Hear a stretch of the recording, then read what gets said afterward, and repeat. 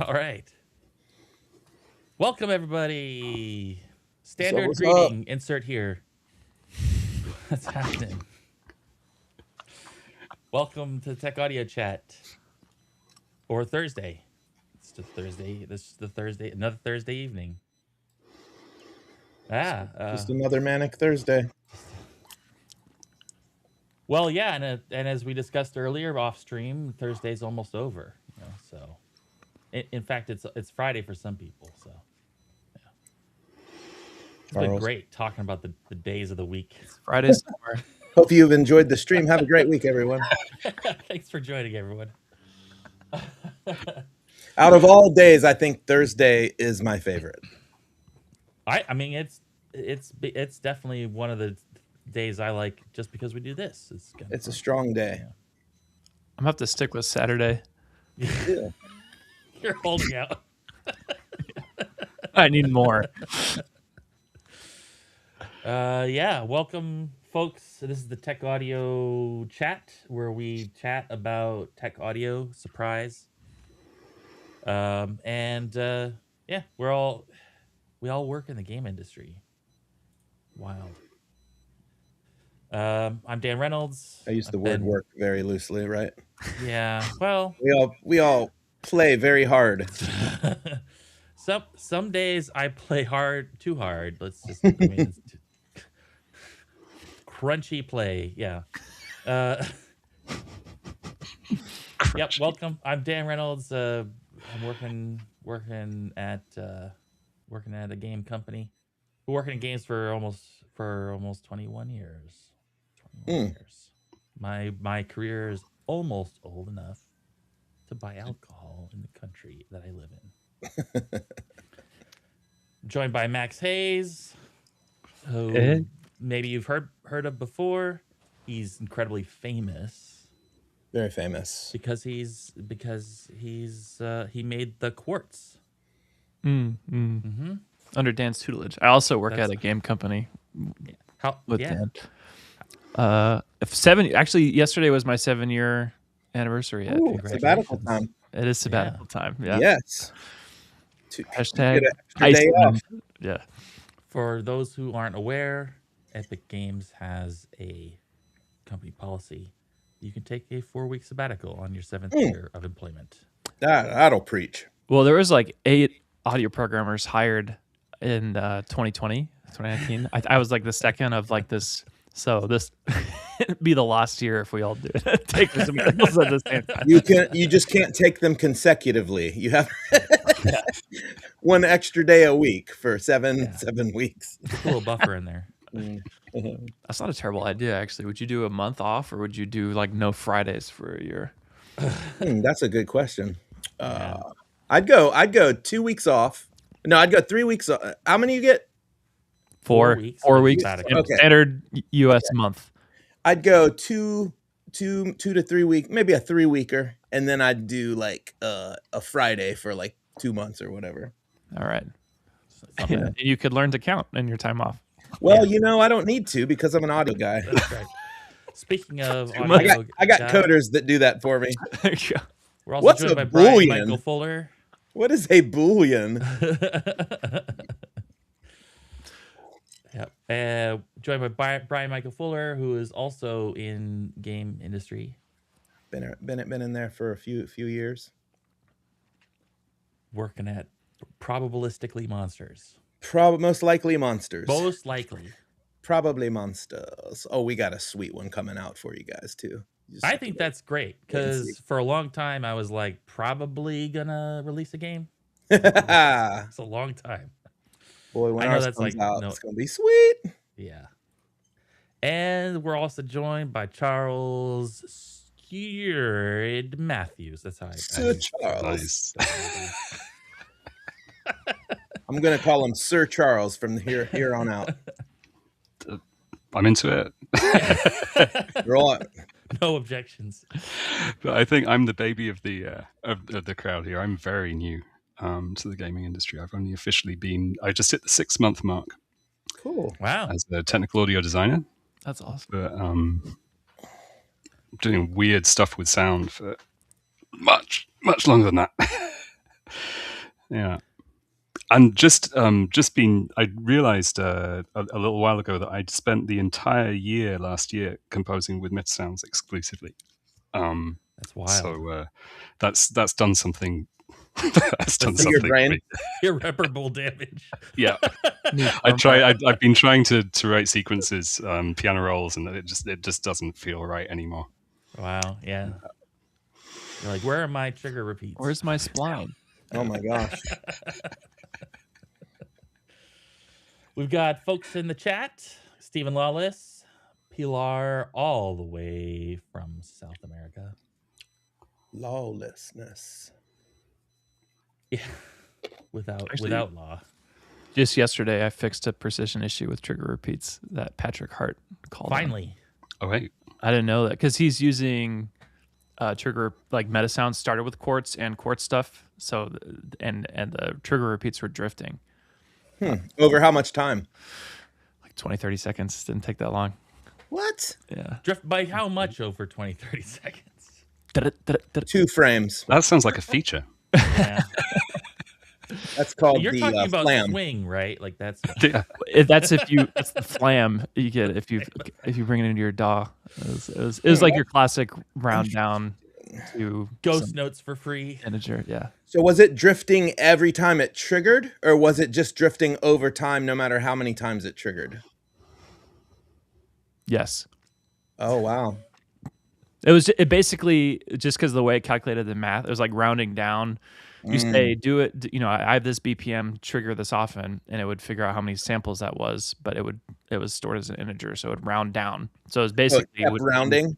Yeah, it would be like a higher BPM. It Oh, wouldn't keep you got to keep track of that fractional yeah. a little bit. So I shout out Patrick Hart for finding that. All right, that's However it. many years later. When did that fix go in? Yesterday. Switching to Unity. Cancel everything that's happened up till now. Yeah. It doesn't matter unless you're comparing I against quit. some other time source, right? Like, because if everything's in the meta sound and you Right. say 120 BPM and it's 120.02, Yeah, you won't notice till like 5 songs later, and by then, it won't matter. Mm. Leave it to Patrick Hart to find something that precision. That's right. Guys, I was listening to my procedurally generated hypnotic trance for 17 hours, and on the 16th hour, I noticed it was flamming. When my alarm clock went off, it was slightly ahead. Yeah, exactly. I was on the moon, so I calculated gravity and everything, and it was still off by 0.0027 seconds. I don't know how you guys can make Fortnite with that crap. It's loosey goosey. All right. Yeah, I mean that's an interesting one. If you're just using trigger repeat as your time source, then you wouldn't necessarily notice. Actually, this would be a problem at Fortnite if you had a large enough magazine. Use trigger repeats for the guns. That's funny. Yeah, I mean, so if you synced up 2 meta sounds via quartz using trigger repeats at the same tempo, would the drift be consistent? So you still wouldn't notice, maybe. Right. Like if you're restarting the meta sound? Yeah, let's say you had 2 meta sounds going in parallel, both at 90 BPM, both using trigger repeats, both starting by quartz on the downbeat of a quartz clock. You wouldn't notice the drift, probably, right? Because they would be the same together. Yeah. But if you started playing 8th notes on that quartz clock, 30 Yeah. seconds later, that's where the discrepancy. Gotcha. Or if you're pulling it into your DAW, you would, Okay, so there's probably a pretty massive project going on when he figured that out. Yeah, he's doing some cool stuff. Crazy And stuff. one person who's been a holdout for the whole time was like, I can't take this unreal inconsistent clock rate. They're in now. Who's finally going to. Max got him. Max finally got him. Yeah. That's what I do. It's grassroots. Yeah, we have a lot of different timing mechanisms now. Yes. It's Yes. almost too much. There are lots of ways to do things. Yeah. Yeah. Yeah. So I we could talk about whatever we want to talk about. There's NAMM that's going on right now. I have not seen anything super exciting so far from NAMM. I don't know if anyone else has seen anything super. I haven't seen anything earth shattering yet. Yeah. I'm sure Line 6 has some cool stuff up their sleeves. I pre-ordered a new amp modeler, but not from the lines. You want to buy my old Line 6? What is it? A Helix? Yeah, I got the OG Helix.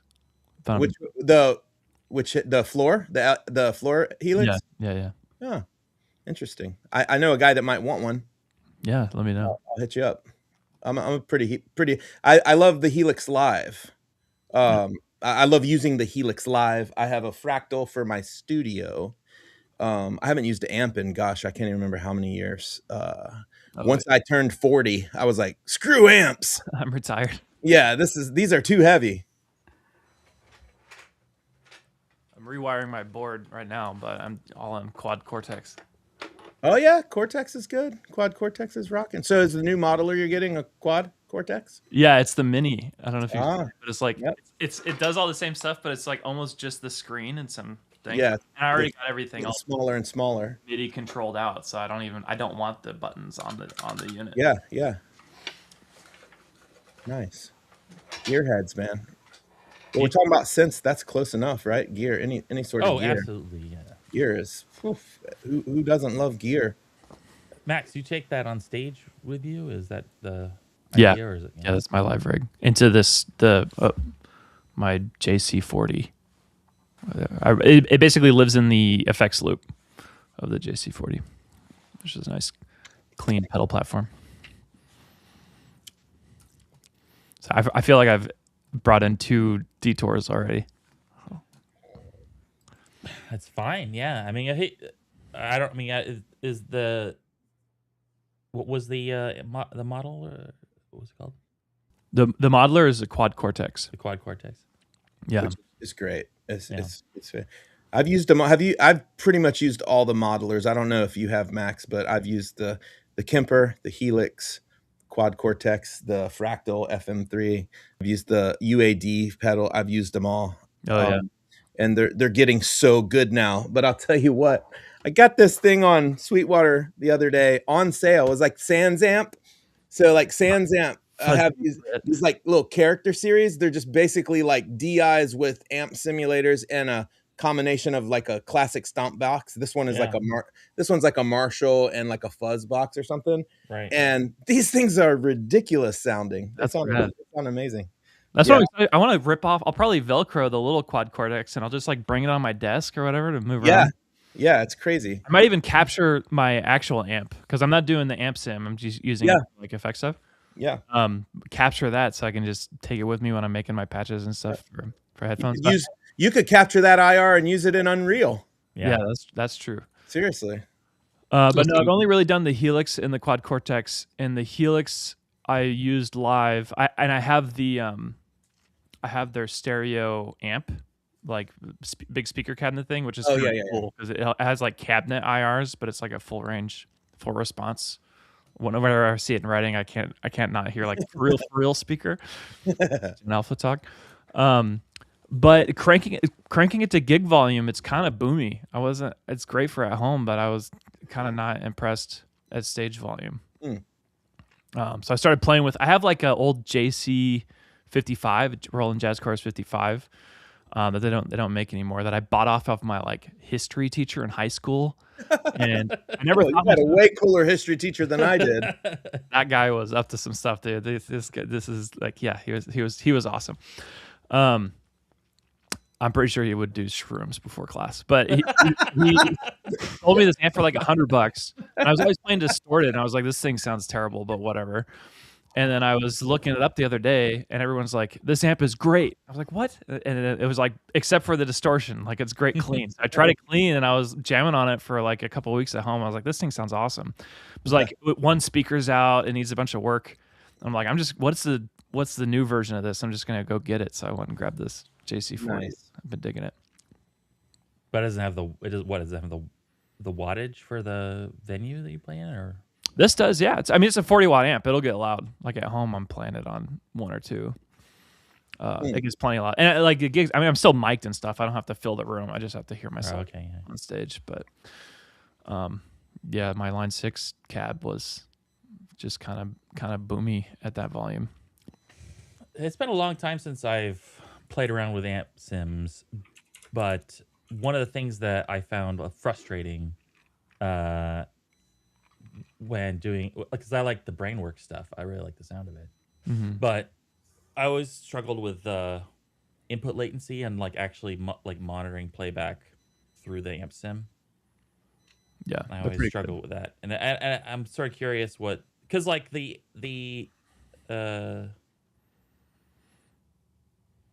amp sims are digital, right? Like even Yeah. So I'm sort of curious, like, is just like super optimized, or what's the deal there? What's going on? What is the? I'm grasping at straws. I don't remember this stuff, but isn't the neural DSP capture tech based on some open source sim? Like you can do your own captures of gear. Yeah, you can capture your own IRs.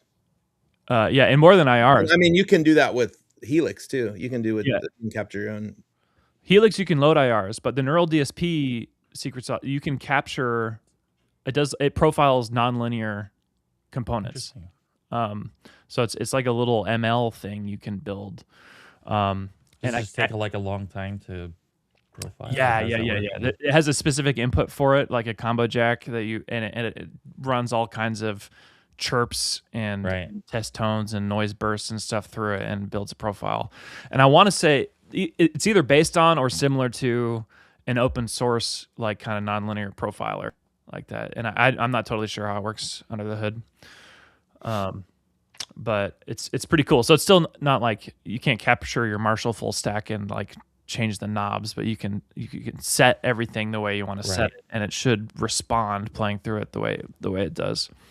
I don't know if part of that is part of the optimization of like it's running some little neural net thing versus like a spectrally based more hard coded thing that would introduce latency. Maybe it stays in the time domain. I don't actually know how they do it. But it's pretty good. I play it live and with a wireless rig, which also does a little bit of latency. And it's nothing compared to have your amp 30 feet away. It's fine. It's quick. Right. I feel like if there were the right constraints, maybe you could do some kind of interpolation across at least one setting or something like that. Yeah, I mean the native stuff, like their built-in amp blocks, has all the knobs that you can change real time. Yeah, they capture yourself. They optimize them pretty hardcore. I watched a behind-the-scenes thing for Neural DSP, and they build these like little robots that will spend days. Oh, I saw that video too. Yeah, wasn't that sick, bro? They had someone build that machine that like manually turns all the knobs every like few seconds. It's crazy. And they'll fly out. I can't remember where they're based, but they're like Switzerland or Netherlands or something like that. Yeah. They'll fly to a place and they'll bring two of the robots because they're like going to spend a week capturing some amp that there's like two of in the world. Yeah, it's like the one of a kind amp. Various amplifier thing. Yeah. And they'll bring backups of the robots so that they can make sure they get it. Also, some 16-year-old kid can play Inner Sandman. Finally. None have done it before. Nope, that's right. Yeah. Well, part of what was part of what was driving the synth as a topic was just because over the weekend I took my FM oscillator and added multiple waveforms selection and a kind of approach to pulse width, but for other waveforms as well. It's kind of silly. And hard sync, soft sync, a couple of soft syncs. So that's kind of what prompted me so I have set up to share is just like a show what I'm working on, and I got code loaded up too if we want to look at that. Yeah. And Charles, you also have something you are interested in sharing as well, right? Yeah. Well, I had And we grand can all plans. see the Metasound loaded I up. know. on the Don't. Oh, It's, yeah. it's right there. It's about to bite you. You can see me kind of drifting Spaghetti off in the monsters conversation. There growing. well, this is pretty Pretty clean, actually. pretty Yeah. clean for one of Yeah. mine. Yeah. Yeah, I've seen some of your screenshots. Gives me freaking anxiety. I have to take a Xanax when I see your blueprints. Good. Well, that's doing its job Your there. Metasound graphs. Yeah, I've turned over a new leaf for the new year. So this is only what is it? 2.5% max? That can't be right. Wow. Cannot be right. Wild. But this, I like this one in particular because it's got it's in the project where I'd set up the Tech Audio Tools plugin. So I was playing around with that for the first time in a long time. So it's got a bunch of knobs hooked up, but honestly, it's not sounding anything like I'd like it to. And even in the last couple of weeks, I've been working on abstractions, just kind of getting a load of patches up and running, so that I could do stuff with Cat actually, and just run like 4 channels as a default for everything, and kind of have phase LFOs and filters and that kind of stuff. It's kind of what you were showing last week, right? Yeah, and that working on that that was starting to feel pretty good. Except now when I load this up, part of the reason I got into just trying to get everything on the screen, apart from it looking kind of nice and people being able to see the connections, I found that was kind of a nice way to engage in general with people who wouldn't usually otherwise be into the music. But there was something. I was an interview or like a Twitch stream with Sean from Auteca, I think. He was talking about just kind of never abstracting. I was curious how that would change the process. Yeah, it's definitely. Can you expand on what you mean by abstracting? Just basically making sub patches in this context, I guess. If I were working in Max, I think it would be a bit different with the way that the arguments and would work. But yeah, essentially that. But often my process would also be to figure out a process that I liked, and I generally try and rewrite it in C if it was a small enough C++ if it was a small enough node. Kind of like consolidate the behaviors into it. Yeah, exactly. So then that would enable me just to go wild and let go on the on composing with it.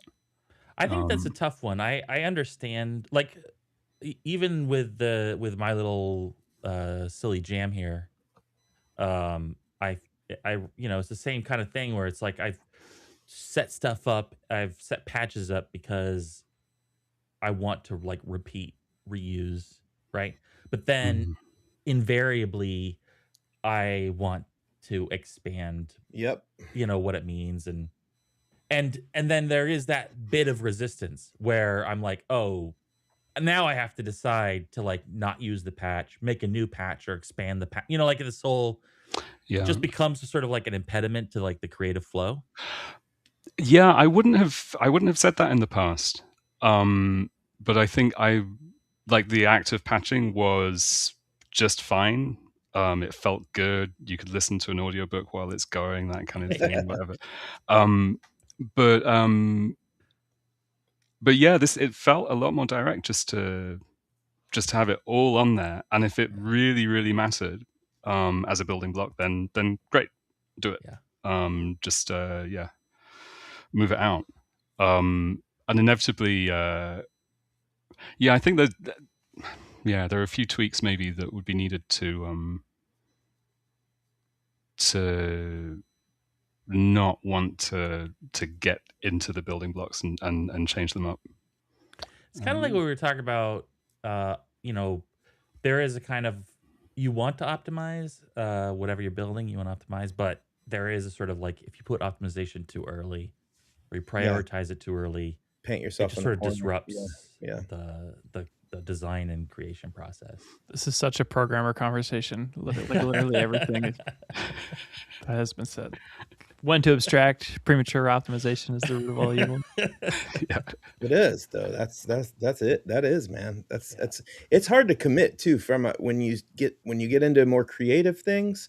It is really hard to commit to something, you know, as far as, all right, this works exactly how I want to do it. I'm going to use this the same way probably 100 more times, so I'm going to make a preset out of this, or I'm going to make a patch out of this. You know, it's really hard to commit to that, right? I don't know. Committing is fine. It's the merge conflicts that get me. Yeah. Ba-da-ba-ba-da-ba. You can't be afraid of commitment, Charles. At some point in life, you're just going to have to take the plunge, or you'll be looking at your life going, man, I could have made a cent. Could have made a cent out of that. I think there's a law of the universe that like your system is going to have some amount of suck in it. Where do you want it? There's no actual perfect thing to get rid of it. That is a great way to put it, Max. Design this is is gonna just suck suck. redistribution. Let's choose what that's going to be now. Yeah. Where do you prefer it?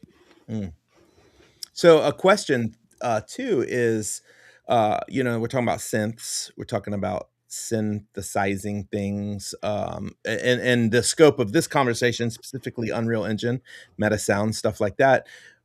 You know, I think an interesting challenge that I've had is figuring out how to, you know, you could go all 8-bit, right? You could go all chip tune, make your whole project synth driven. You could go the extreme opposite, make everything, you know, with wave files and audio and pre-made assets and stuff like that. But then that in between magic, like that's where I think is the power lies that many people have not unlocked yet. And so it's kind of like that journey of knowing the system well enough, but then also figuring out ways to incorporate both aspects of that creatively, seamlessly, to take something that otherwise might be not as dynamic as you want it and expand on it, making it like infinitely more dynamic. You know what I'm saying? So it'd be interesting to see like your guys' experience in hybriding those two together. You know, it's easy to make a melody with a sine wave, right? But how do you incorporate that over the course of a project, you know, and weave it in? Yeah, I think that's a really, really great question. I feel like, and this even, I was thinking earlier when you were talking about committing, right, is a more data-driven approach to your system design. Because as much as the behavior that you can define through the data itself, the more you can sort of get like wrench flexibility out of the system or the patch or whatever it is. I don't know. What do y'all think?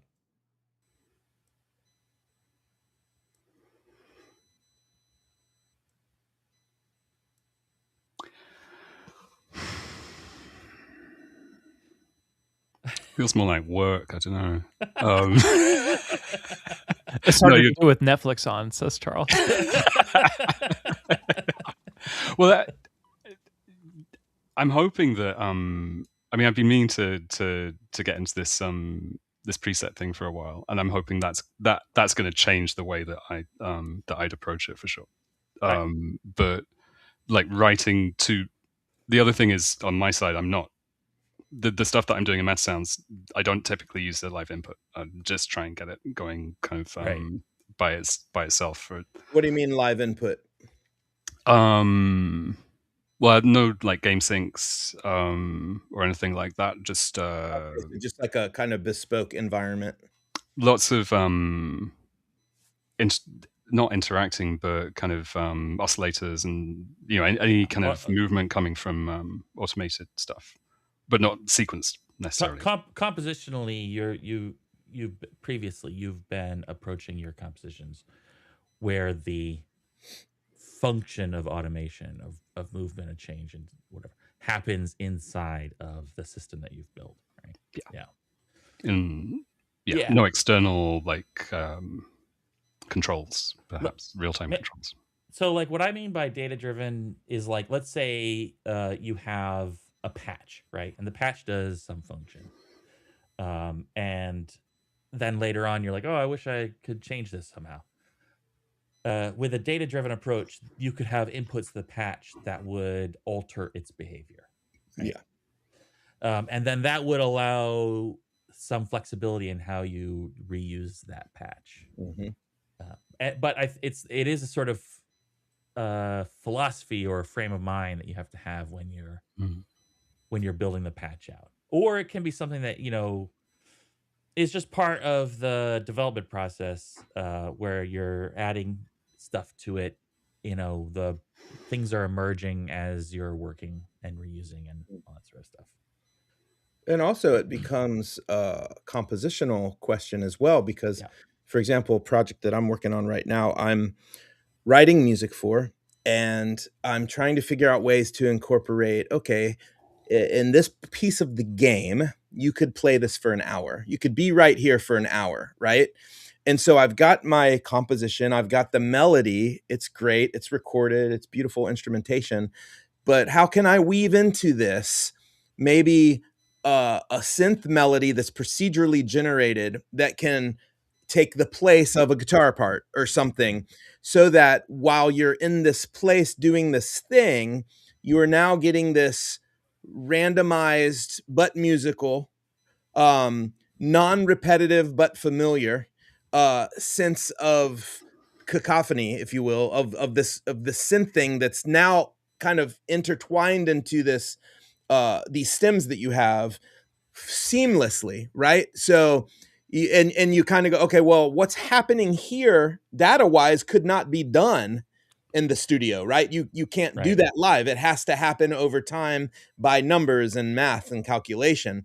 But the bed is kind of predetermined, and figuring out ways to weave that in and out. So then essentially what the synthesizer becomes is like an idea expander, right? Like an unlimited idea expander that can take what you have and then expand on it. But that requires the composer to be involved, right? That requires, someone asked the question earlier, technical Pilar Marcos, technical audio is still designing, right? It has a creative sphere, absolutely. But I think now, and I've seen a lot of conversations on LinkedIn, I think you have too, Dan, I think you've chimed in on some, is how the roles are becoming, especially with Unreal now and how powerful it is, the role of the technical audio designer and the audio designer and even the composer are becoming more blurred because of the ability now to do this. Yeah. So be interested on y'all's thoughts on that, because I know all of y'all are musicians, especially Max. He's like in a, boy band. So that's right. Is it a boy band? I mean, it's all men, but you're the Justin Timberlake, aren't you? That's right. Yeah, I'm dancing. No, they didn't even give me a microphone, man. Bro, with hair like that, you got to be in a boy band. Come on, man. I'd pay for hair like that, Max. I think you can. We'll go to Turkey together. It's a lot. I'm gonna have to wait to the game ships and see what happens. No, I've looked into that for the underside of my head because that's the You can get a fake beard. We'll go with you. We'll go together. I feel like so. I know you sort of point out Unreal, but there are other, like there's Game Synth and there are Elias has they're sort of dipping their toes in that space as well. But I feel like there is a kind of shift when you have a more accessible procedural space, like the design space itself allows for procedural music design, and there is like I don't think that you need, like we talk about synthesizers, we talk about modular. If you've got that stuff in your studio, obviously you can design procedural melodies and sort of prototype stuff without needing a game engine, right? Like that's possible. The concepts, the theories. Yeah, Yeah. exactly. Yeah. And then and then in the DAW reactor and In fact, Max for live and all that sort of stuff. So in college, when I was writing my own audio engine, I didn't have anything like Metasounds. I did all my like long, endless ambiances for places where people could spend an hour in the game was all like Ableton follow actions and stuff like that. I would set up the system and then just like let it record for an hour and then fill your RAM with my hour-long ambience. And that's like fake procedural, right? Yeah. It's the same every time. Printed procedural, yeah. Well, no, then you just seek to some offset, fade in. And I think that like so one thing that I have noticed is that there are different types of composers and sound designers who are more or less engaged with those ideas in their creative process. For sure. And there is a little bit of a transition period where they need to sort of reframe how they're thinking about their creative process when incorporating something like that, when they're incorporating some kind of endpoint where they will need to add some procedurality or some design script or something along those lines. And that's been interesting working with different composers, because I've done a bunch of music implementation over the years at Epic, and they're just very different types where it's like, hey, this person is like totally excited and engaged, and then I get another composer who's just like, just tell me what to do. Yeah. Yeah, Right. And so I think part of that is, the creative person needs to be interested in that at all. And we know that there are folks who are interested in games for the money, which is a really crazy thing to say, but like composers who are interested in games because games do buyouts. And so up front they pay more for, which is not ideal, honestly. It's like, I hate buyouts. No, it's not ideal. But I hate buyouts, man. Buyouts are terrible in the long run. It seemed like a lot. But, they're like, it's, music licensing and TV, it's very saturated. And who knows what's going to happen with, generative AI in those spaces. Yeah. No and so, there is a sort of draw. Yeah. And then if a big studio is willing to pay out big bucks for like a famous composer, then obviously there's a nice hefty paycheck there. Yeah.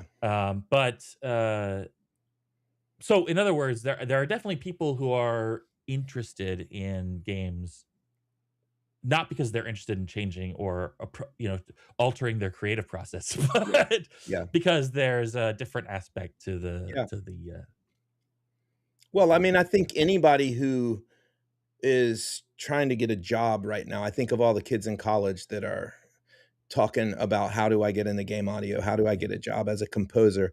I mean, good Lord, it's like the more specific you get, the harder the job gets, right? Like if you're like, I want a job in audio, okay, cool. That's realistic. And the more specific you get, I want a job composing music for games. It's like, all right, you just narrowed it down way. So like ultimately, yeah, if you're gonna get into the industry to make a living, right, it would make sense to be open to learning as much skill set as you can so that you can be the best at doing the job that you get hired to do, for sure. Yeah. And to even take it a step further, when you're in your formative years and when you're learning, like it's really hard to see how many people pigeonhole themselves like, oh, that's the job of a person STEM or something, or that's a systemic thing. It's like, it's a gradient. Just do what is interesting as best as you can, and you'll find somebody who finds it useful. Yep. And don't be afraid to try different things. I mean, to me, if you can get paid to do anything remotely related to audio, you are living a blessed life, right? Whether it's programming, writing music, sound design, implementation, even the fringe jobs like marketing and music supervision. I mean, trust me, it's better than delivering pizzas and putting shingles on houses, right? So it's like, if you are willing to expand to get into that kind of predicament, you know, the more you're open to, the more chances you'll have. Yeah, and the overlap is massive too. Like Massive, yeah. Eric Buchholz is in the chat. Like, yeah, He's causing trouble. Amazing composer, writing C++, designing systems, making like editor utilities, like just all over the place, messing it up. But like back in the day, even when, I think it was IBM when they were trying to find programmers and there wasn't the academic infrastructure pipeline for programmers, like they would recruit at music schools, they recruit musicians and stuff because of the big overlap in mentality. And when I said earlier that you all were having a programming conversation about composition, and when to abstract and when to optimize, it's like I'm not kidding. It's the same stuff. Yeah. 100. Yeah. Look at everyone here is some kind of failed composer doing something. Dude, I'm a successful composer. Speak for yourself, bro. You said some kind. Bro, man, I eat composers for breakfast. Yeah. Don't tell my wife I said that. I'm just a computer programmer. Don't tell her I'm a music composer. Awesome. No, I think you are, right? Like, you know exactly that.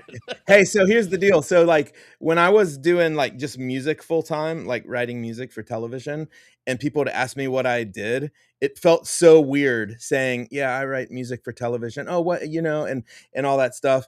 I felt like a child. But now people are like, what do you do? I'm like, I'm a computer programmer. I'm an audio programmer. They're like, ooh, that sounds awesome. I'm like, I do pretty much the same stuff I've been doing for like 25 years, but it does sound cooler. People take you more seriously. When I was freelancing, I would say, music composer, sound and music for games. And people would be like, did you write the music for Halo? And I'd be like, no. I would always get that. Did you write the music for Halo? Yeah. Like, no, Yeah. I did not write the music for Halo. Yeah. That'd be cool though. You probably could. I mean, if you had time. Yeah. That's what I, would tell myself, I guess. Yeah. Yeah. Now I'm a senior technical audio designer at Epic Games, so. That sounds expensive. It is. I like that.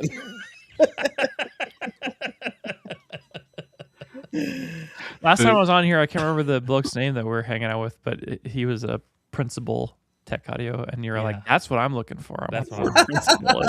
Principal is a sweet spot. Yeah, Top of the IC. Exactly. Don't have any, serious reports.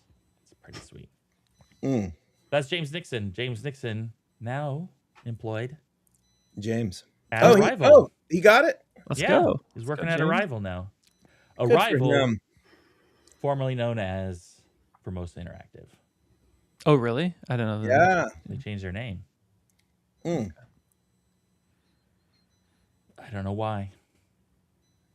They're now SEO. arriving. Yeah. It is the Arrival. I mean, here's the question, like, not to give out everyone's ages, but I'm up there in age. I don't know about y'all, but I'm not doing exactly what I thought I would be doing when I was 25.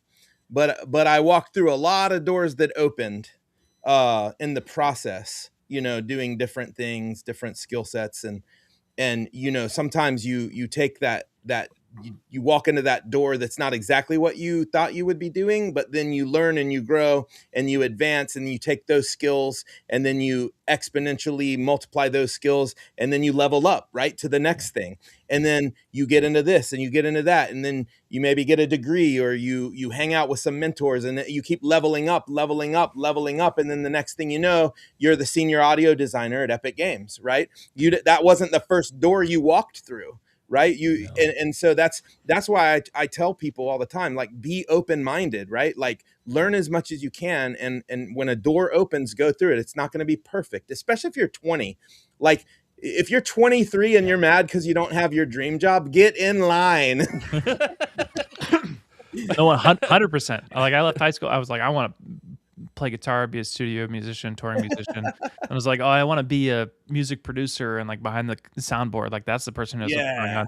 And I was playing with like Reactor and stuff. And I was like, I want to be the people who make this. And honestly, until the end of my degree at DigiPen, I was like, I want to go back into music production software until like actually networking and hanging out with people. And honestly, like hanging out with people like Dan and Aaron McLaren, I was like, okay, actually, these might be my people. Like the pragmatism of, and in my interview with, because Aaron McLaren was like, what, why playing games? And some game studios really want you to drink the Kool-Aid on the products they make and stuff like that. And I was like, I literally just think this has the most interesting audio problems to solve. And I was like, if washing machines had more interesting audio problems, I would be in the washing machine industry. But it's that greedy algorithm of like, just what's the next thing around me that seems the most interesting? Pursue that. I learn another thing about myself and about the world, and then I take the next step with that. That new context is 100% what it's all about. And it's also the way you become unique, because like you'll have this little path that is no one else quite is like that. And that's when you find your niche, right? That's when you find your sweet spot. 1,000%. And then I also remember thinking I was going to be some unicorn of like, I'm an audio programmer who knows about music and plays an instrument. And then I get around and everybody's like, that's all of us. I know, right? Yeah. You can form 5 bands just in your office. Yeah. Coworkers are like, yeah, I have an undergraduate in percussion performance. Yeah. Hello. Yeah. Oh, look who it is. Bad boy Eric. What's Crashing up? the party. Welcome. Ears are burning. You need to correct your title there. That's right. Technical audio troublemaker. Troublemaker. Causing all sorts of problems. Not really. Maybe. Some? I can't imagine how intimidating it is to be interviewed by Aaron McLaren. It honestly wasn't that. Chill, yeah. Aaron was scarier in my interview to be an intern. What? Oh yeah, really? I don't know. Well, yeah, because you tell more. Okay, so I met Aaron because I was like I was like the volunteer coordinator for a conference hosted at my school at DigiPen, and like I met Aaron because I was writing an audio engine for Unreal, and people were like, "You should meet Aaron." And Aaron's like, "Have you looked at my audio engine? It's all open source." And I was like, no, I didn't even think. I was in the same boat of like, I thought there was Wise. I didn't know you existed. Yeah. And he was like, cool, go away forever. And like so one of my professors drunkenly like hyped me up enough to give me a second chance. And I like went and studied Unreal Engine and it was like digging in. So long story short, we hit it off, build a rapport. Epic starts deciding to like, we have to start having interns. Like it was kind of a new thing to be like, we have to have a pipeline for entry level talent, because it was usually before that was kind of smaller and all senior. So like we need a system, we need an actual internship program, and so they blasted an email out right as Aaron and I were meeting each other. And so Aaron gets this email like, "Hey, does your department want any interns?" He's like, "Sure." I don't think he interviewed anybody else for my internship. He was just like, "Yeah, I met this kid that doesn't piss me off.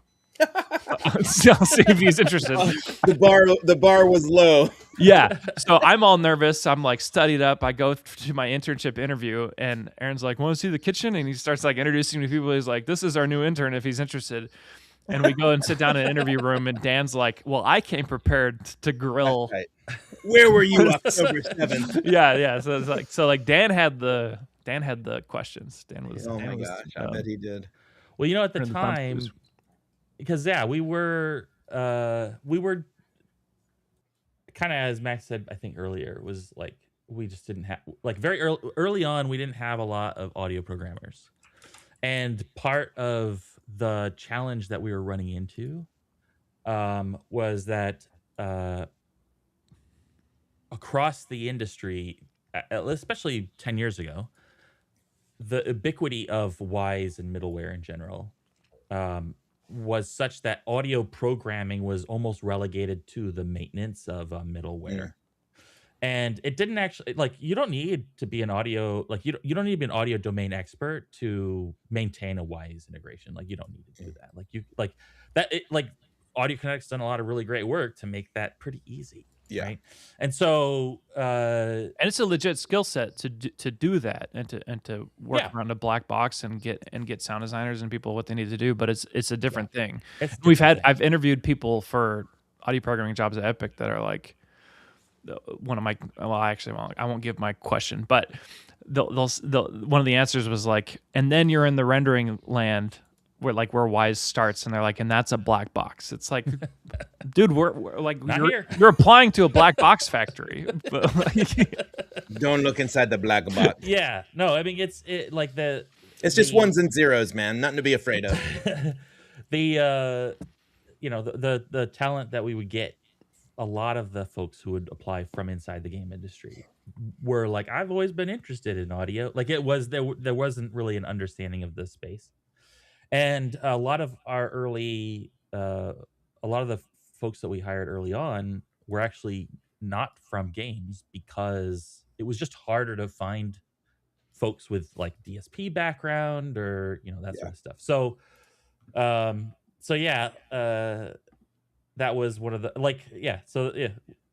we've hired folks out of Dolby. We've hired folks from, other domains like, music analysis spaces and stuff like that. So, but also we've got a great hire. We had like a really great hire with Jimmy, who was head audio programming at Coalition. Like, so it's not like it was exclusive. It was just like, what is the average? And because there are so few game engines right now in the game industry, or game audio engines, I should say, that's kind of a challenge to get people who are into that, like who are part of that, who understand that space.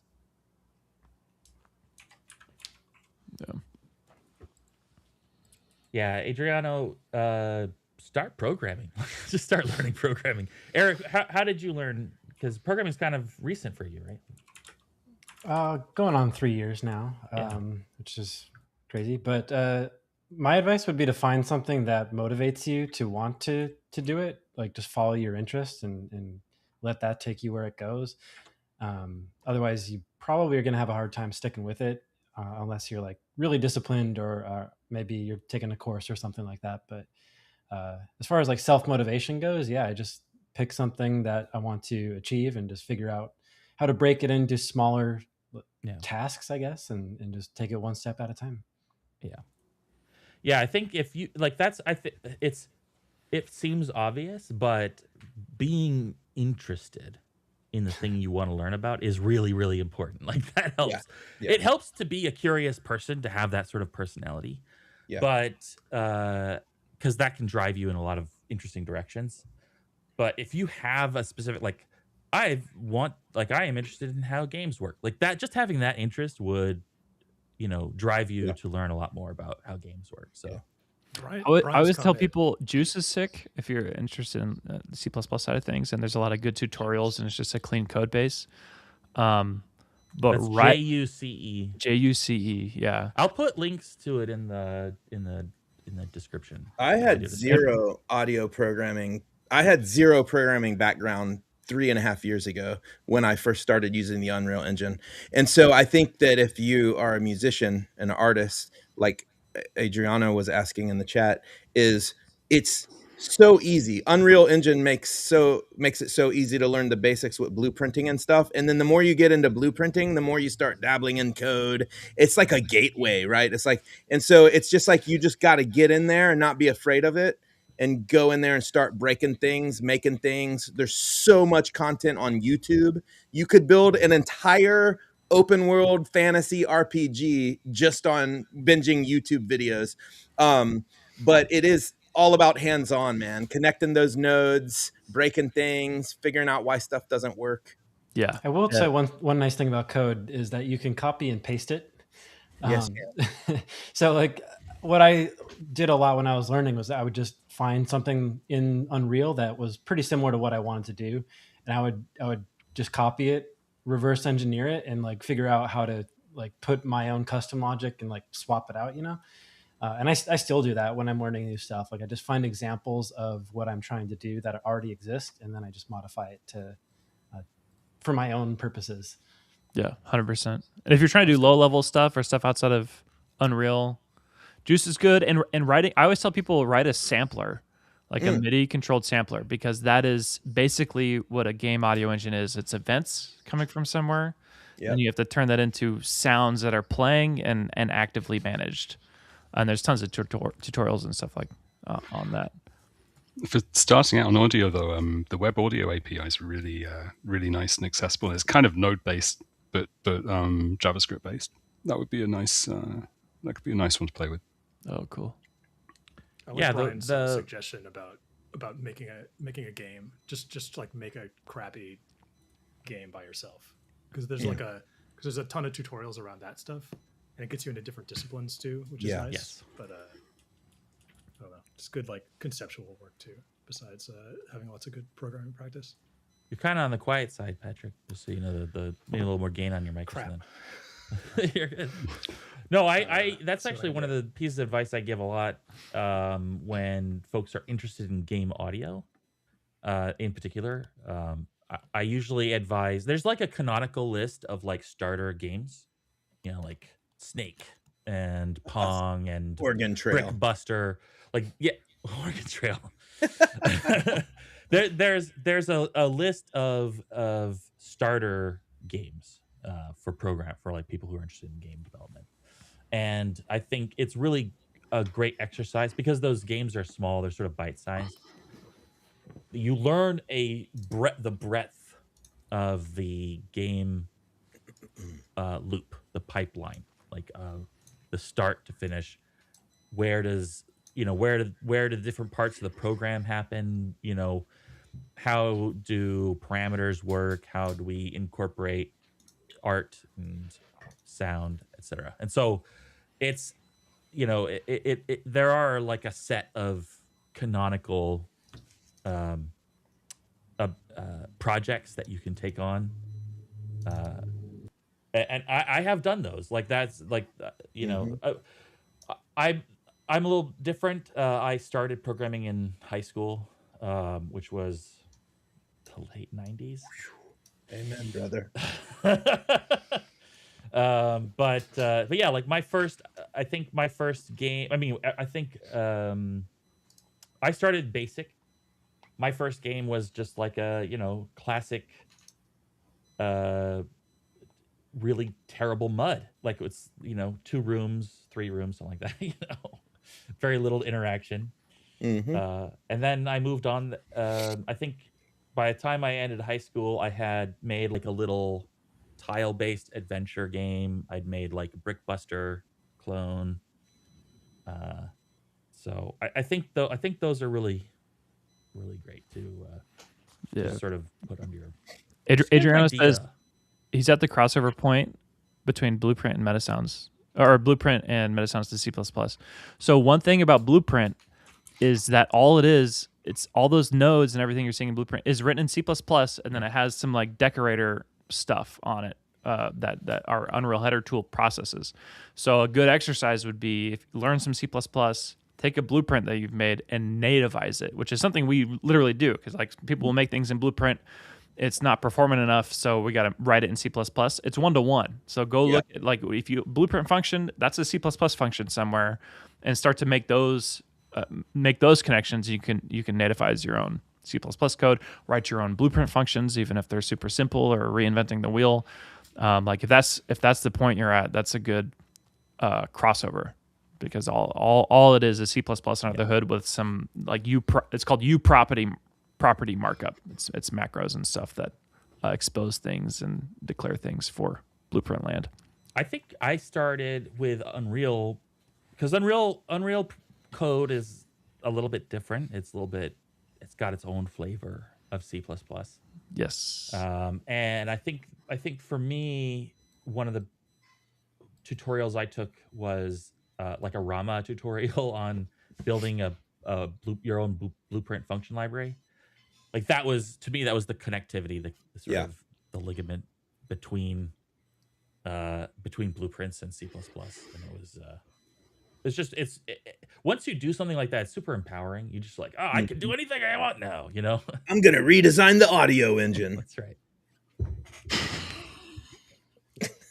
And then you get to concurrency rules, and you're like, You'd be surprised.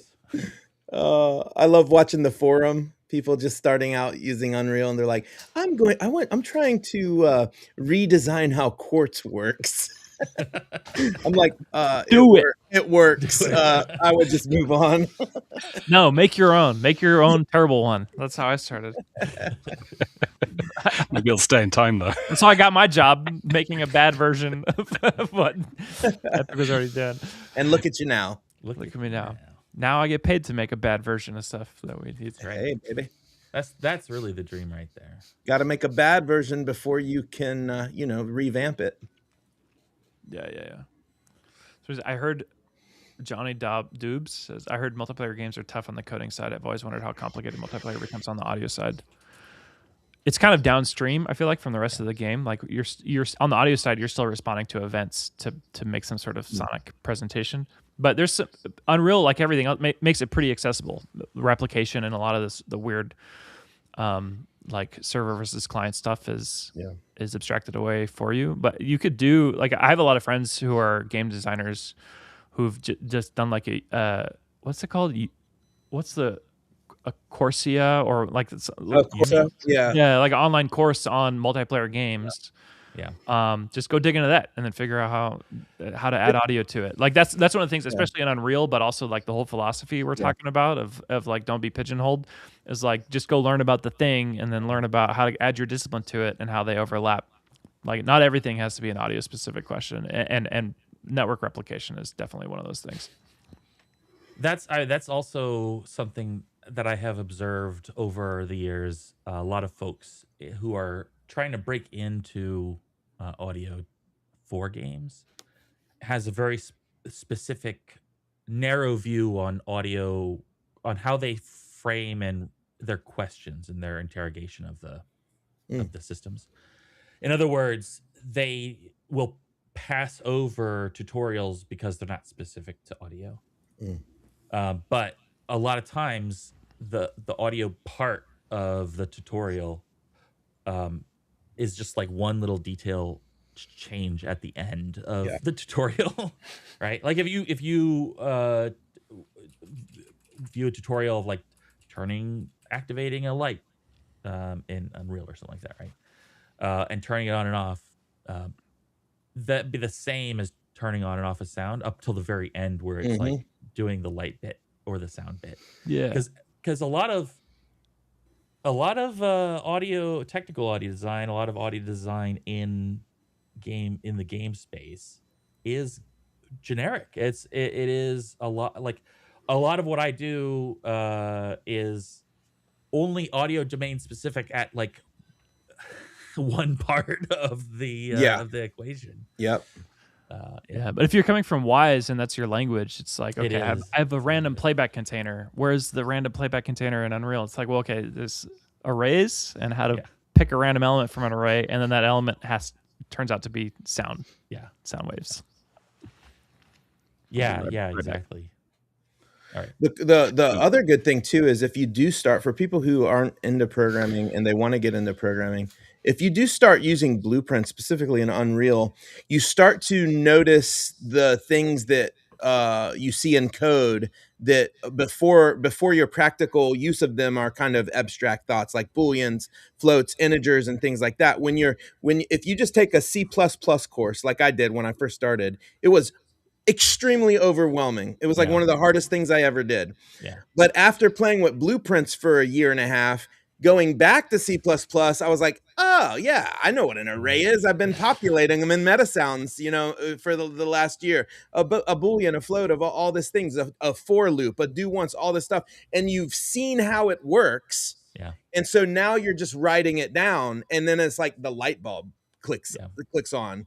That's why I tell people, just start using it. Just go and start using it. It's like jazz. I had a jazz instructor at University of South Carolina. I was like, hey, I want to learn how to play jazz. What should I do? And he said, go listen to jazz. I was like, oh, okay.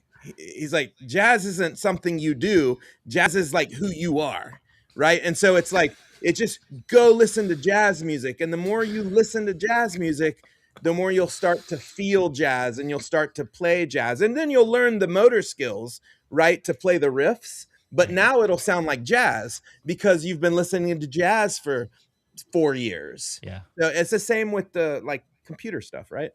There's also a feedback loop aspect to it too, where you go from Blueprint to C++ and you learn more about programming and how best practices for programming are. And then you go back to Blueprint and then you start blueprinting differently, like using more of that background that you learn from programming.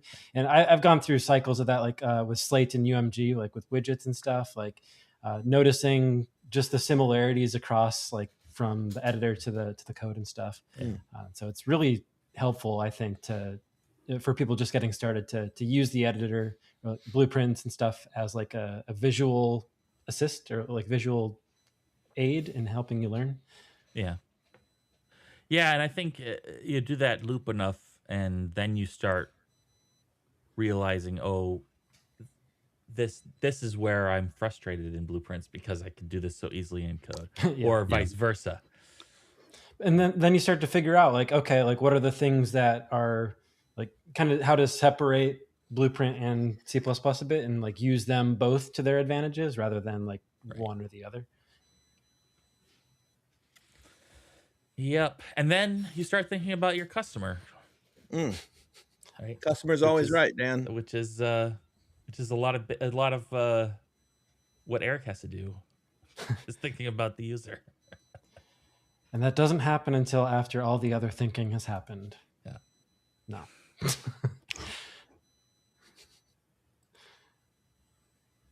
All right. Yeah. I don't know if there are any other thoughts on this. We're gonna hear Charles's thing. Yeah, we can hear Charles' thing. We can hear my thing. Let's hear some music, boys. Are you? Yeah, Charles, are you ready to? Yeah, I mean, I was breaking it in the background. I was starting to. Yeah, I felt a bit rude, so I stopped. Did you? I realized that I can't help the way I'm set up. I've got to turn into it. I don't have it on the screen in front of me, so usually I'd just be patching away. But it's like a Zoom call where it's like I was going to say, I feel at home with people typing on Slack while I'm talking to them. Also, what's up, Patrick? I don't know if what's up, dude. Am I louder now? Yeah, dude, you're so loud. Really? No, you're okay. Just below. Did you move your ears further from your mouth? Regular amount of loud, but cool. This is so fun. Is like half this call is people I mostly get to see at conferences. So yeah, awesome. That's true. All right. Yeah. So Charles, if you want to hold off, I can share my thing, and then you could work on. Or do you want to share your thing? How about if I I'll just I'll pull it up quickly, and then maybe I'll tweak a little bit, and see if I can treat it as a little time challenge and speedrun whatever it is that comes out. So am I already sharing? Yeah. Yeah. So this when did you do the stream on the Tech Audio Tools plugin? Because that must have been spring. It was a while back, and soon. Yeah.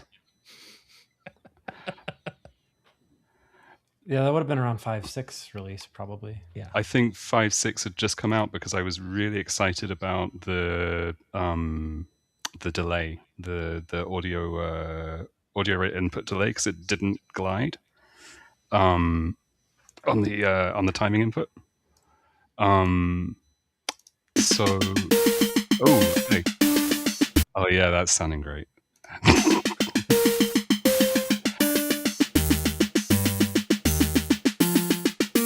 Okay, so let's see. Hang on. Okay.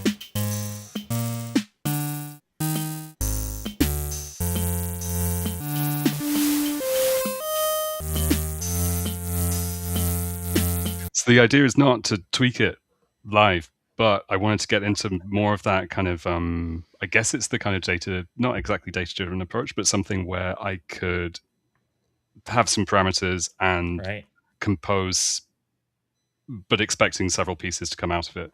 And it really goes to show how much of my stuff was hard coded into the patch with that whole approach of everything. Because this is this is like the whole concept is abstraction now. We were talking about abstraction earlier.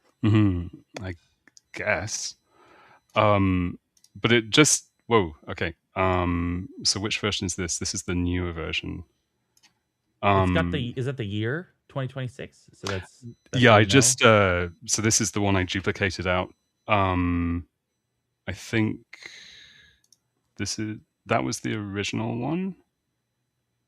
And I realized that my FM stuff was not. I was just using the modulation input. Yeah. On the saw that I was then using to drive my sawtooth function. And so I was just updating it with what I guess is more kind of PM style. But it needs tidying up. It's a classic Charles graph, right? Well, light.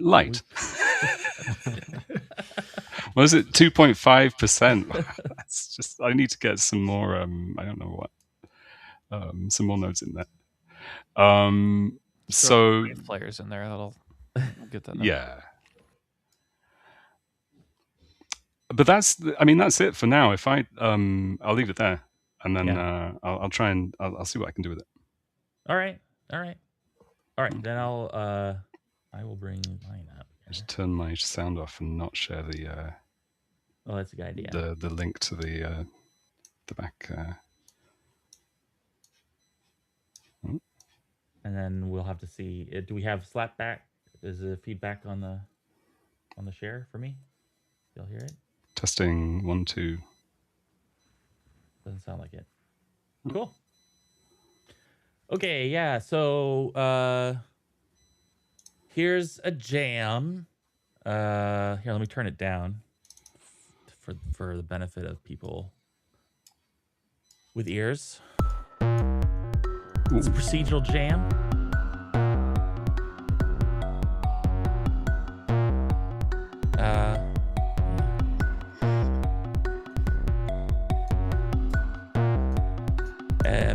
There is a sort of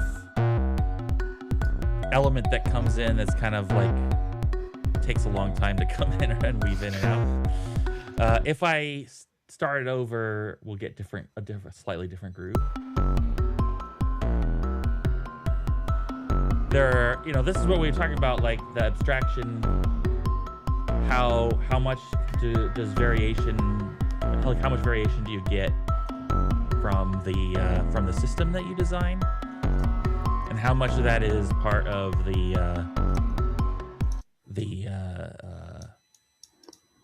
action? Like how much of that is coded into the system? How much is that as part of like the data tendencies? Like part of it might be like the way that I have decided to reuse the same data, because each time it's the same data. Then you can hear that element that sort of weaves in and out long form. What's that little meow? That's this long wave playback, but it's heavily filtered. It's sort of mixed. It's sort of buried in the mix. But yeah, we can take a look at some of the elements here. But also, I want to show the oscillator itself. So let me load up a blank meta sound. Let's call it what's this? Blank. It's very robot investigation. What? What'd you say? I hear that, yeah. Like you It's spot can't on. abstract away the robot investigating the crime, Oh yeah, in a the robot way. procedural. Yeah, it really sets the scene. That's a different kind of procedural. Yeah, so that was a good joke. Oh, there it is.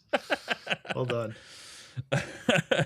So yeah, basically this is I copied over my through zero, because remember last time the last time I showed this, it was a FM oscillator operator. You've called it main oscillator. That's really bold. I decided this. Well, hold on. This is it. No, hold on a second. There is a personal ambition here, which is kind of silly that there's an ambition on something that's very easy for me to do. But there's a personal ambition to call it the Danalog oscillator. That was, or at least that was the alternate idea. But what I want to incorporate into, I don't feel like I can call it the Danalog oscillator unless I do oversampling on my waveforms. So yeah, I want to, because so anyway, I want to do oversampling on the oscillator. That's a to-do list item. But yeah, so effectively it's an oscillator that has multiple waveform selection, sine, triangle, sawtooth, ramp, square. And then I do a kind of, I could just call it waveform width, because I hate it when you're like, oh, this only works on one of your selections, like pulse width, right? Only works on the pulse or square waveform. So what I did was I actually made a width. I do a phase distortion where where the width will actually favor the first half.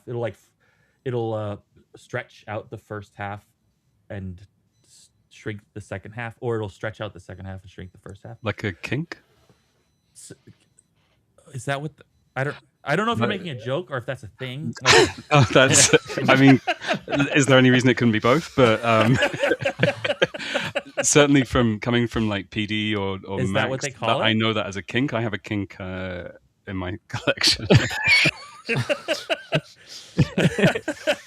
Charles likes it when you tell him what his duty cycle is.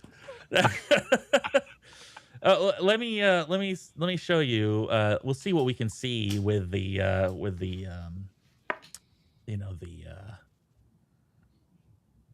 amp meter here. But let me switch this to frequency, so we can get some nice. We can try to tune it. So one of the things that I hope we solve here it'd be great is to have this start on like a zero crossing or something, like some threshold or something like that. But until then, we kind of have to see if we can find like a steady timing.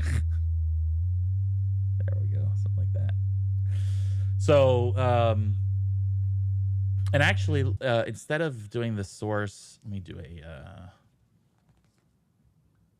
No, okay, we'll see. We'll see what we can get from just this, because the output here, the output meter here is looking at the output post this volume change, so it's kind of shrinking the waveform a little bit. Can I get away with half? It's all right.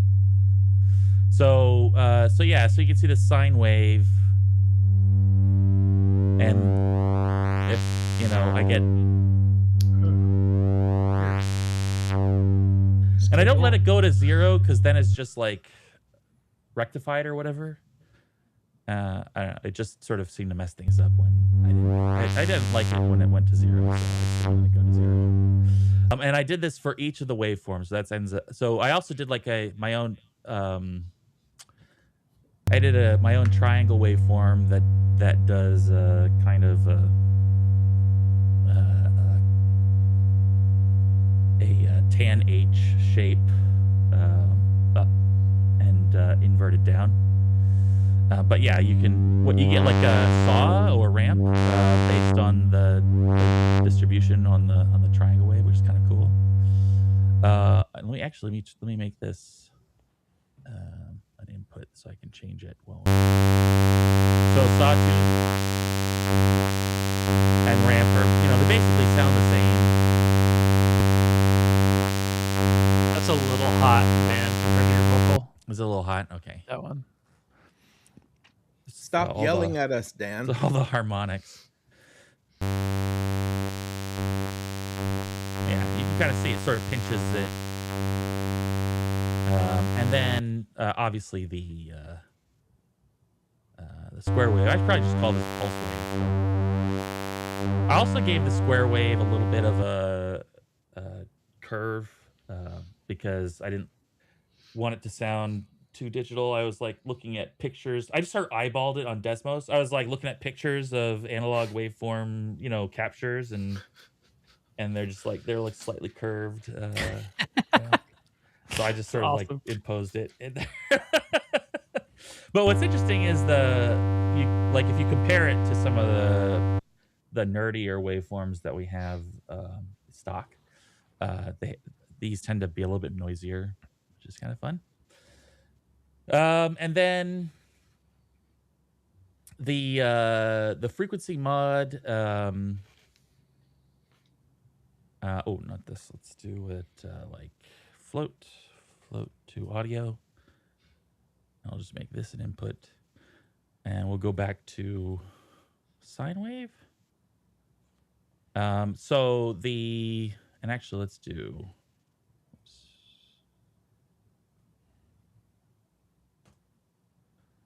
Make it a little bigger, and make it go -1 to 1. So this is through 0, which means that. So for anyone who doesn't know, through 0 FM means that when you modulate past 0 hertz into like negative hertz, basically would effectively be that. You just flip the waveform, so the waveform starts going backwards, and so. Yes, attenuverter. I mean, that's a theoretical thing, right? No, it's real. I mean, you can have a negative hertz. You're asking a question that we don't have time to answer, but yeah, yes. No. Z space, you have negative frequencies. You have time to answer. Yes, there's negative frequencies. 100%. There's negative frequencies. Yeah. Here, it's kind of not theoretical negative below 0, right? But like actual negative. Yeah. It's a nomenclature though, right? I mean, it's like, or is it like something to do with like some weird parallel universe? There's multiple answers. But yeah, in this case it's phase inverted. Yeah. But then in theoretical space for like filter design and stuff like that, yeah, there's negative frequencies where time can go backwards. Yeah. Gotcha. Or else you would have complex valued audio instead of we keep it real. Keep it real. Yeah. Here, I'll have this go real. We'll go real slow. So the float to audio conversion was not updating for some reason. I don't know if that's a bug or if it's just built that way. Jira. Yeah, there's a Jira. But yeah, so if I just have like a 1 hertz waveform, it's gonna go sort of max range. Positive 1 is gonna be like full scale modulation. So it'll go up really high and then it'll go down. Or I think the sine wave will go up really high and then down. And if I were to make this real slow, let's do 0.1. You can hear the aliasing as we get up. Yeah, you can see it too. It looks awesome. Yeah. That one aliased across both axes.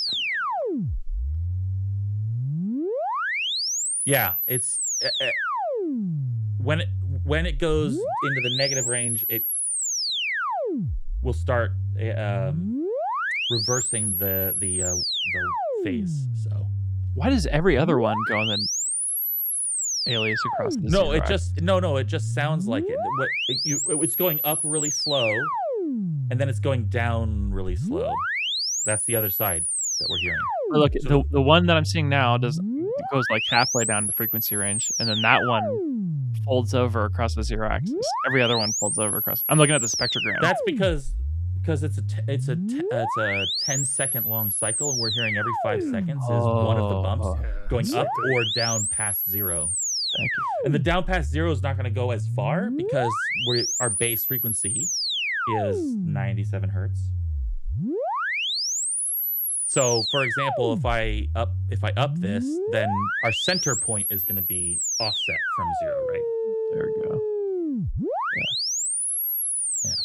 Anyway, so that's the idea, and the reason that through 0 FM is preferred, oftentimes, not always, is because it typically results in more musical outcomes. When you have to clamp at 0 or do stuff like that, it tends to distort. It creates like a really crazy signal, or like create some really harsh sounds. So, and you can hear that in the FM, like the frequency modulation that we have as stock oscillators. If you pick one of the stock oscillators, they're not through 0. And so, and in fact, I think they just cut out at 0. They just clamp at 0. So like for part of the signal, they just spit out nothing. So that's obviously going to give you a very harsh sounding waveform, especially if that's happening at high frequency. So let's go into, so anyway, and then the other bit is I also added self feedback, which is a different kind of, that means that the oscillator can feed back the FM itself, frequency modulate itself. And usually what happens is that tends to result in like an asymmetrical waveform that reduces in pitch.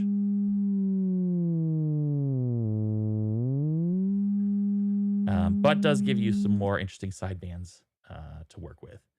But I wanted to, and then I have a toggle for linear and logarithmic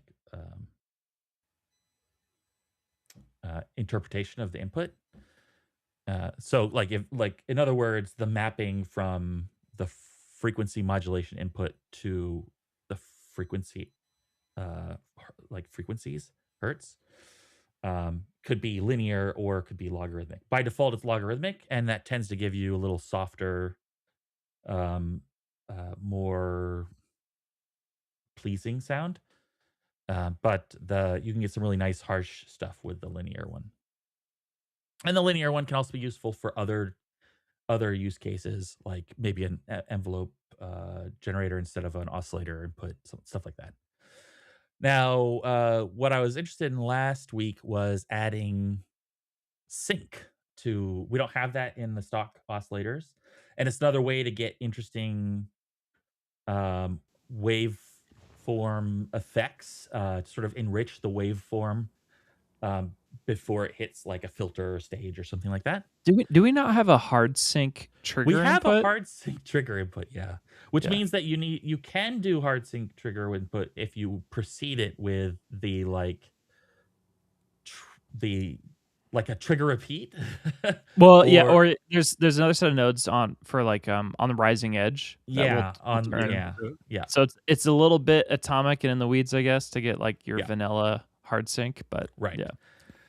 And then I also implemented a couple different types of soft sync.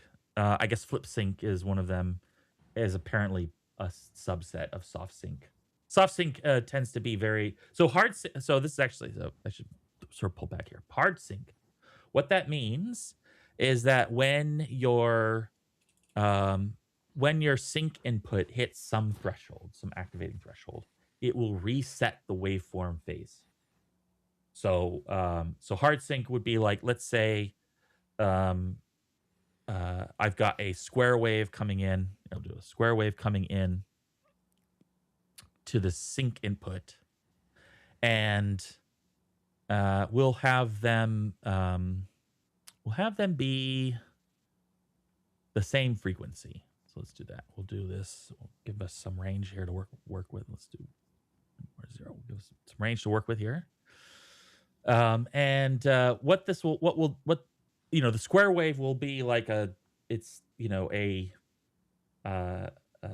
making hand gestures you can't see.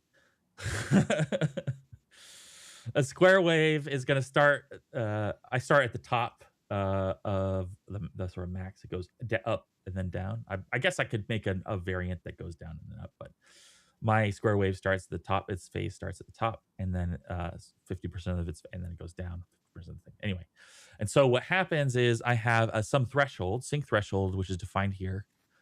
I just put as like 99%, above 99%. It will trigger a reset of the oscillator. So when you use sync, it's always with a pair of oscillators, and you'll have typically an oscillator that you absolutely do hear, and then maybe an oscillator that you hear, but maybe don't you may not hear. You don't necessarily have to hear the oscillator that is yeah, and they call them leaders. So the one that's plugged into the sync input is considered the leader, and the one that's receiving the sync input is the follower. And the follower is going to be the one that resets its phase. And so what I can do here, actually, let me start with this. We'll do a simple one here. We'll do this. Maybe that's going to be a nice little pleasing. We're still in sine wave, so we got a little sine wave here. And what I've got this square wave, and I can just bring this up, and you can see this sort of tick happening because I'm resetting every 1.3 hertz or whatever. Let me put this at 1 hertz. So every second, I'm resetting the phase. So the sine wave is going up and then down. I lined up all of my waveforms so that halfway through is the zero crossing on the waveform. So the sine wave goes up and then goes down, and every second, regardless of where it is in its playback, it starts from its beginning. So it resets the waveform. How does that not clip? Oh, it does. I mean, does. See, in the spectrum, you can see these you can see the spectrum has these big discontinuity. Yeah, digital is like a spike across the frequency spectrum. So that's what you're seeing. And so it is clicking, and maybe that's not being communicated well. Maybe it's like getting cut out or something like that with the transmission. But there is a sort of tick that is audible. If you had a freeze frame of the oscilloscope, it would look like a hard. Yeah, I hear a little bit of a click now. How, are you able to get rid of that? The click? Yeah. No, it's a feature. We want it. Yeah. It's a feature. Oh, you want it. You want the click. Yeah. Because that sub audio rate sync is pops. Yeah. So if I start bringing it up, what happens is I start to get more interesting waveforms. You can see it better now in the oscilloscope. Yeah, you can see it's sort of getting disrupted.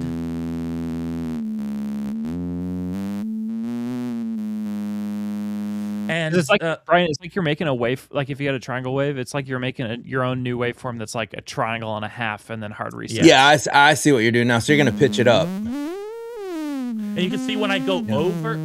See here when I go over the frequency of the follower, when the leader goes over the frequency of the follower, I start cutting off the waveform such that it never reaches its full apex. It's just on one side of the zero crossing. Here, I'll show you when I go over. So you can see, that's as crazy. I go over, now it's just on one side. It's like a sawtooth. Because I'm interrupting it before it finishes. And so you're like making a sawtooth almost. Yeah, exactly. Now so it has no spectral implications when you're just messing with the shape. Right. Now what we can do, it's like a wave designer, basically. Mm-hmm. Yeah, it's a different way of, like I said before, the what you're looking for here is more enriched harmonic data before you leave the oscillator, right? So you have your canonical waveforms, and those have spectra that are very, traditional. But there are different kind of things that you can do to sort of spice things up before you leave the oscillator stage. and this is one of them. FM is one of them, and this is one of them. And so so here what I'm going to do is I've got the leader and follower getting the same base frequency, right? And what that means is it's basically resetting it at the same rate as it's finishing, so you don't notice. Right, as it's right, perfect. Yeah, there might be some weird, little float offset that could be creating some of this noise that we see. It's all about that timing, right? The timing drift. But what we can do is we can, I mentioned before that once the leader goes over the follower, you start to lose the distribution of the waveform across the zero. But you get really interesting effect when you increase the follower above the leader frequency. And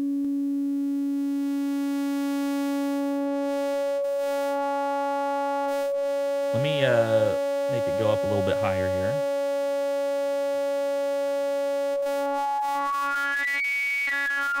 You hear the harmonics? Yeah, it's resonating. Yeah. This is like when I move my mouth around when I'm using my Sonic Air toothbrush. and you can see the reset now. I get this interesting shape, and you can kind of see the square wave underneath this, because you can see the reset points, right? Yeah. Okay, so that's you can see it divide into exactly right. And that's hard sync, and then you get like if I were to do something with a sawtooth as an example, you've probably heard this before in like pop music. Yes, like pulse width modulation. Almost. It's like a classic Prodigy sort of tone, isn't it? Yeah, there's a bunch of there's a classic No Doubt song that uses hard sync synth. The Cars. Yeah, exactly. Just what I needed. So it's kind of cool. Now there are different types of sync beyond hard sync. One of them, a lot of times they're called soft sync or weak sync or something like that. And I implemented one way of doing things for my so-called soft sync, but I also did another one called flip sync. And what flip sync does is every time the waveform that threshold is hit, instead of resetting the waveform, I reverse the waveform. So you don't have a discontinuity. Well, you have you don't have a zeroth order discontinuity. Right. So let me put it back on the sine wave here, and you can see where.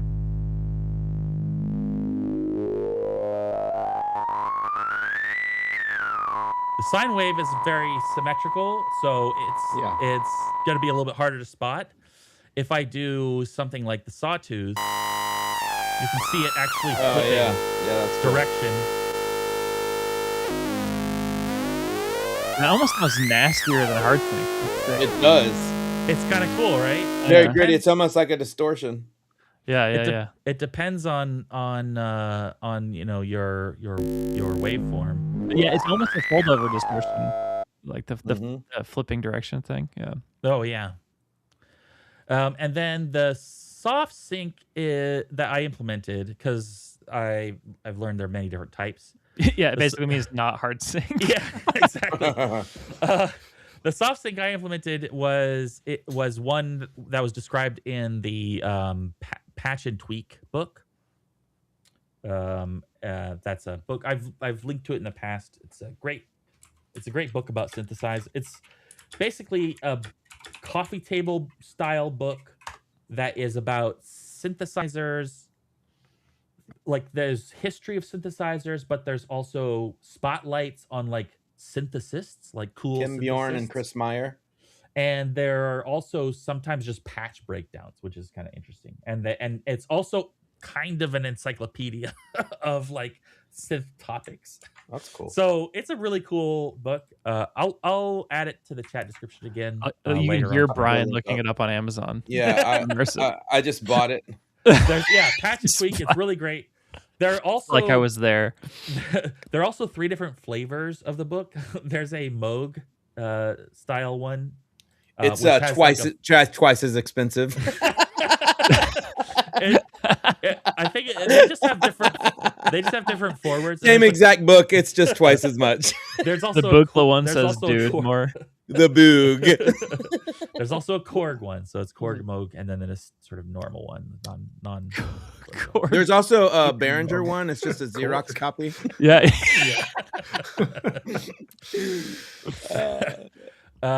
Anyway, so the soft sync that I implemented.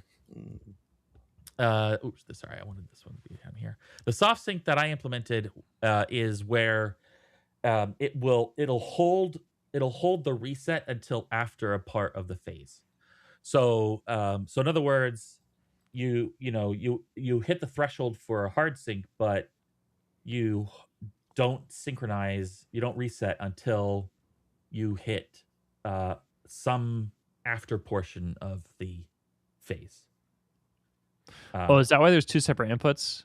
Yeah, so one's for the trigger, and then the other one's for the when it'll actually happen. Yeah, the size and the when. Yeah, the time and the amplitude. So for example, if I put it at 1, it won't. It's basically resetting at the beginning again. But as I start pulling this back, it'll start resetting earlier and earlier in the phase. Sorry, so is it delaying the reset? Yes, or is that what it's delaying the reset? Okay. It's delaying the reset. So okay, got it. Until that part of the phase is reached. So you could implement this actually with the standard oscillator. It would just be a major headache. Because you have you could have 2 triggers basically for like the threshold of your modulator, and then the threshold of like your carrier. You could implement it so you could incorporate it into the hard sync and then just say when. Yeah, like both have to be true, and then I actually fire the reset. Well, no. Like you could have so you could use the same hard sync input, and then just have the timing threshold be 0 for hard sync. Because anything past 0 phase will allow sync. So if the threshold's really, so basically what it is, if the hard syncs hit before the phase time, yeah, then it'll wait. If the hard sync is hit after the phase time indicated, the threshold phase time is indicated, then it'll reset then. And so hard sync is just this version of soft sync with 0 as the threshold. Yeah. And then So if the modulator hits its threshold after the phase has passed, what happens? Is it is the reset dropped? It resets it. No, it resets it'll be right then. Yeah. It'll drop. Okay. Do it right then. So there's a version. So I could have misread this and implemented something crazy. Dancing. That's fun. Yeah, dancing. Because it could be that I misread it and it meant that it wouldn't sync unless it syncs unless the thresholds hit in the phase window. Then you have that's like a subharmonic. Yeah. Hard sync. Yeah. Start skipping. Right. Well, and flip sync will sometimes give you lower frequency content as well. Sure. Yeah. That's cool. Yeah. So anyway, I thought sync would be like an interesting thing I love to explore. Sync. I mean, because Jimmy wrote the original oscillators, and I remember making a video with my modular on like why sync needed to exist. Yeah, like explaining it to a non-synth nerd. Like, who cares? Why do you want to reset your oscillator? It's like we must. Yeah, and I think there are so many different paths to explore inside the sort of tone generation part of the like the function that's generating the tone and all this sort of stuff. I think there's a lot of cool spaces to explore there before it even leaves the oscillator.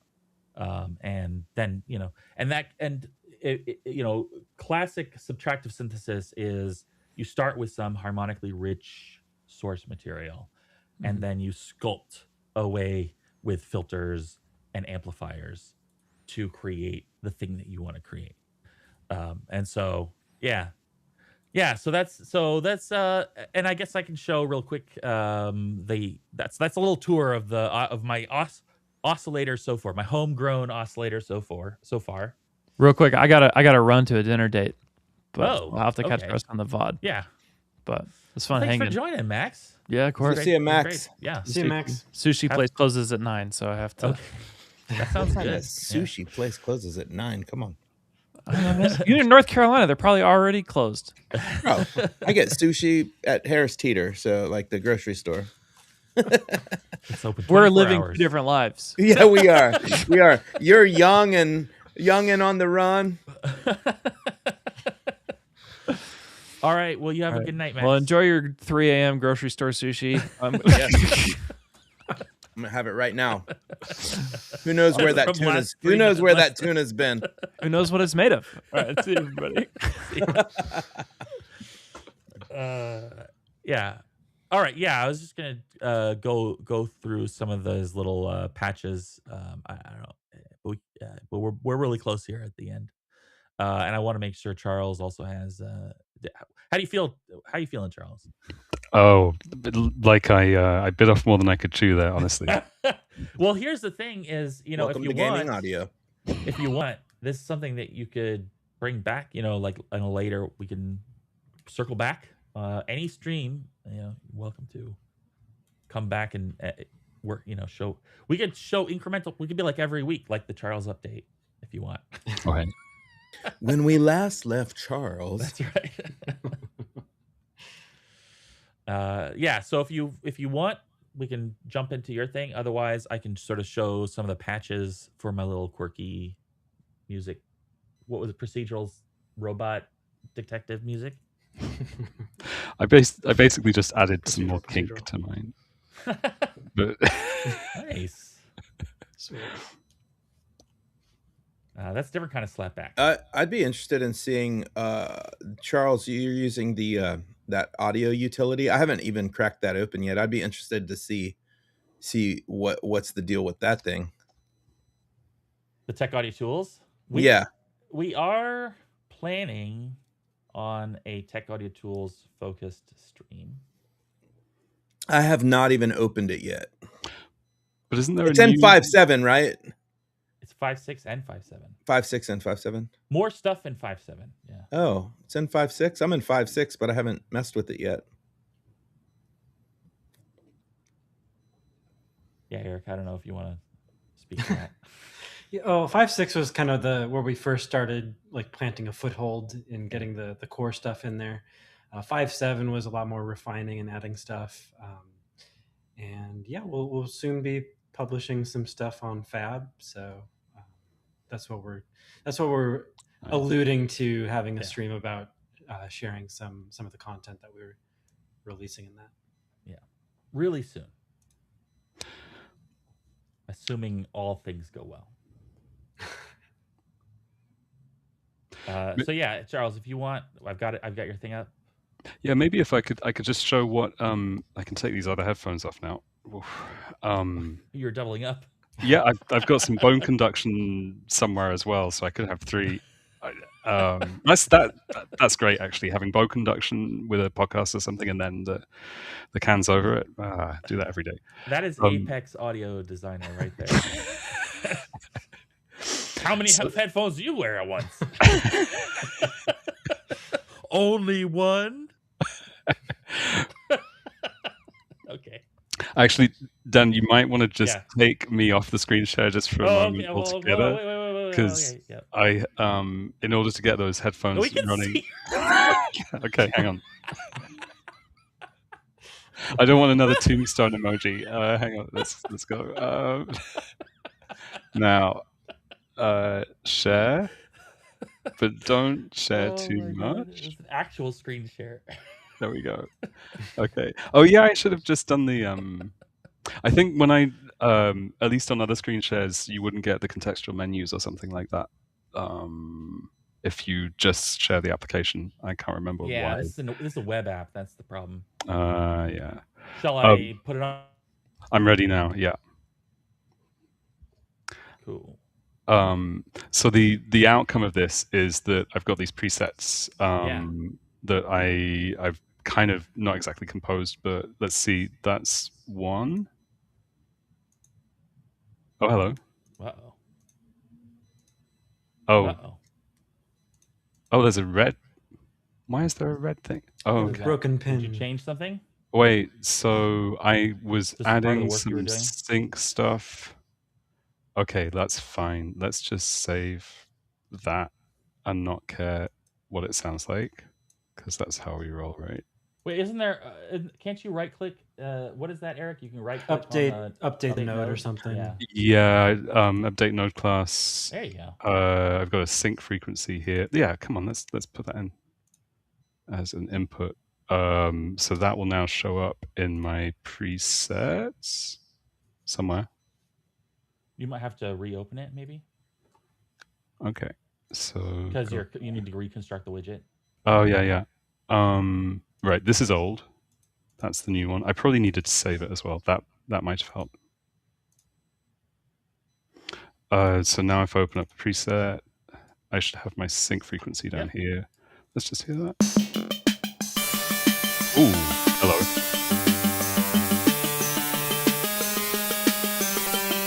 Why not? I'm waiting for Lil Wayne to jump in. Ah! But maybe he would prefer this one.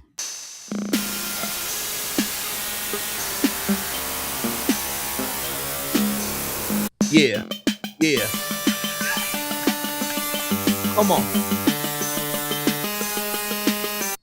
But the idea that I want to get to eventually is, whether it's using presets or not, is to maybe have some sort of quartz synced timeline, almost like a tracker situation where I'm sequencing. I've got a kind of wider sequence of the different patches, and that it might be a nice way to deal with that.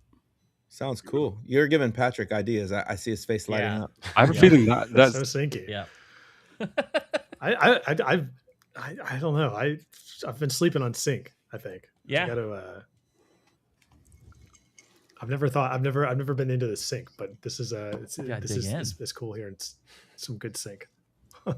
Yeah. I did a I have another patch which is more of a drone thing that I posted that on my YouTube channel. But you can get some really cool drone that was nice. thick textures, It occurred to me too here in Max Talk that because the regular oscillators, which regular people like me have access to, has the trigger input, you can actually set up different kinds of sync with it. Just something I'll try to do later. But Dan, what's the story of your oscillator? When do we get to play with it? It's a good question. 5.8. Well, so Aaron asked for the FM one. Oh, is it in main? Well, no, I haven't put anything in. It's it's kind of like it's a whole thing. If I want to do it, basically the sub harmonizer, I got to sneak in before they're like, we need a policy for this for tech designers. You broke the system. Dan was squeezing one in. All right, this guy Dan's putting all kinds of stuff in. We're gonna need a policy. Well, one of the things that I've encouraged, something that we haven't actually done, which I think is kind of interesting, which I hope we will, which I think I've encouraged and we are interested in exploring, is creating custom nodes for Fortnite, for the project itself, for project specific things. And it's something that I have encouraged licensees to do as well. Is you this is your playground. You can curate your own custom. It's very easy to make a custom node. Once you get past the boilerplate of there's a bunch of meta sound boilerplate that's very finicky. Once you get past that, it's actually really easy to do cool stuff and add your functions. And so I've done that. I've encouraged that. But in order for that to be viable, there has to be kind of like a pipeline, right? how do we incorporate these new nodes into the ecosystem? What does the support look like, QA, and all this sort of stuff that I don't have to deal with when I'm just doing it at home, right? Yeah. So that's part of it. That's also part of it. But Aaron asked for the through 0FM operator, which I'm down. I also have a wave folder that I think would be fun to just throw in there. But it's just time to like set them up, and then there's some massaging because we have a bunch of automated tests for meta sounds that they'll sometimes catch things that I validators. Yeah, a little. It does a bunch of stuff like we'll give you like crazy number of triggers, all that kind of stuff, and see what happens. So they're pretty solid, and I've had them catch little things. So, but cool. If it's too much friction, I've been thinking about putting stuff up on GitHub because I do have a GitHub, and so yeah. Sweet. I might do that for some of the other stuff, like my little tape delay node and stuff like that. Yeah. All right, yeah. So everyone, go home and play with Oscillator Sync. Do it. Sync them if you got them. Sync them. All right. Well, I'd like to thank all the awesome folks here who joined the chat, both on time and randomly. Eric and Patrick, always welcome. Always love to see you. And Brian and Charles for sticking it out the whole time. Really appreciate it. It was fun. And for the chat, the people in the chat, Pilar's the whole way through, even though I think the time zone is really rough there. I don't remember exactly what it is, but I think it's quite far.